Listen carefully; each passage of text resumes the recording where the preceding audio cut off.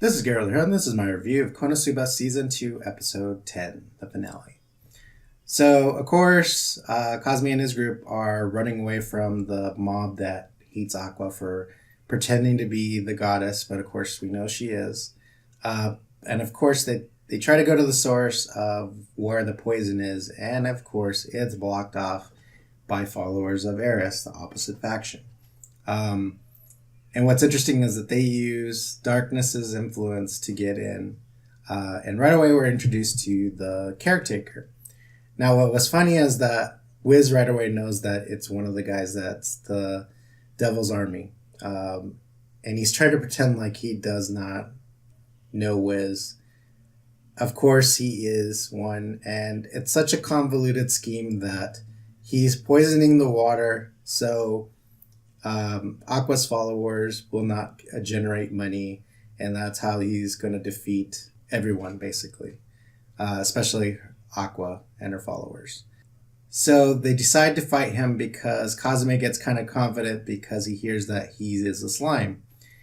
Now, it's the opposite in this world, where in a typical video game, and of course they're referencing Dragon Warrior or Dragon Quest, that a slime is the most weakest monster in the video gaming world. And of course it's the opposite.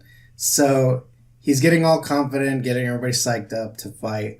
But when he realizes that it's the most powerful monster in this world, he freaks out, and of course he runs away. But now they're between the mob and the slime, so then they're kind of forced to fight the slime reluctantly.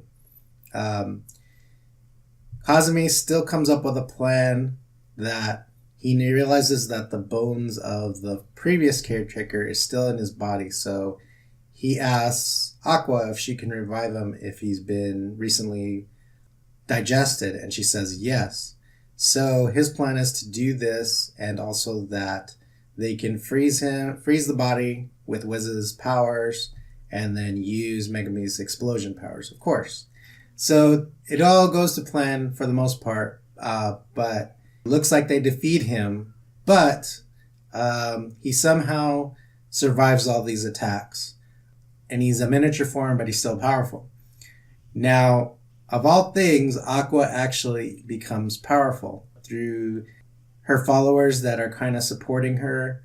She is able to use her God Hand, the thing that never worked. Now it's actually working. So she's able to defeat him, and it's interesting because also the Eris followers are helping, and they all do different phrases. I thought the funny one was what she told that one guy, that Eris is always padded. Just remember that. So they made reference to that again. So they're able to defeat him, and it wraps up pretty well. I thought it was interesting that they finally get back to the town and everything's back to normal, basically. I knew they were kind of implying that there's going to be a season 3, just the way they set it up. I did not like how they did the build-up in the town where all her followers were. It's almost like it dragged on way too long. I think it could have just been like one episode to introduce how the town was, and then the final fight. I don't think we needed to do, 2 episodes of it. It kind of dragged it on, made this show overall a little bit weak at the end.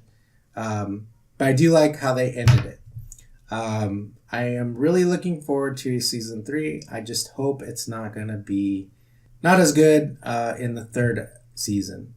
Because, they did a really good job in doing the sequel, in making everybody's faces, expressions really funny.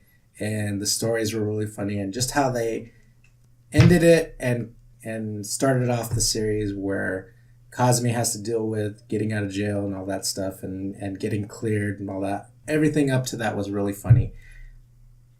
I just hope it's not going to be like we get a 3rd season and it's not as funny, or they're not able to adapt it well. But overall, I would say this show is like an 8 out of 10 for me right now, just because of those last episodes. Otherwise, it probably would have been a 9 or 10 for me. But like always, comment below, subscribe, and follow me on Twitter, and I will see you next time.